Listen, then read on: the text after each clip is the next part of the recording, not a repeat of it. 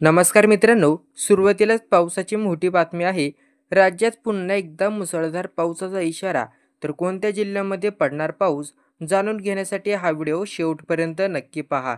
आणि आपल्या चॅनलवर तुम्ही सर्वप्रथम नवीन असाल तर चॅनलला सबस्क्राईब करा. गेल्या काही दिवसांपासून राज्यात सतत पाऊस पडत असून आजही अनेक भागात सकाळपासूनच जोरदार पावसाची नोंद झाली. नोव्हेंबर महिन्याला सुरुवात झाली असली तरी पावसाने अजूनही आपली हजेरी कायम ठेवली. कोकण, मध्य महाराष्ट्र आणि मराठवाडा या भागांमध्ये मोठ्या प्रमाणावर ढगाळ वातावरण दिसत आहे.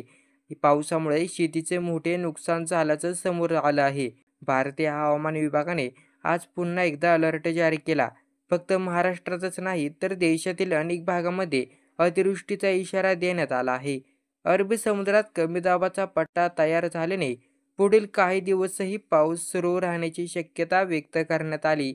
कोकण, मध्य महाराष्ट्र, गुजरात, गोवा, पश्चिम बंगाल, सिक्कीम आणि बिहार या राज्यांमध्ये मुसळधार पावसाचा अंदाज आहे. तर अंदमान निकोबार बेटांवर अतिमुसळधार पावसाची शक्यता व्यक्त करण्यात आली. मराठवाड्यातील पाऊस अजून थांबलेला नाही. भारतीय हवामान खात्याने 5 नोव्हेंबरपर्यंत राज्यभर पावसाचे ढग कायम राहणार आहेत. नंदुरबार, जळगाव, धुळे, पुणे, नाशिक, सातारा, कोल्हापूर, बीड, जालना, परभणी, छत्रपती संभाजीनगर, नांदेड, लातूर आणि रत्नागिरी व सिंधुदुर्ग या भागात पावसाची शक्यता आहे.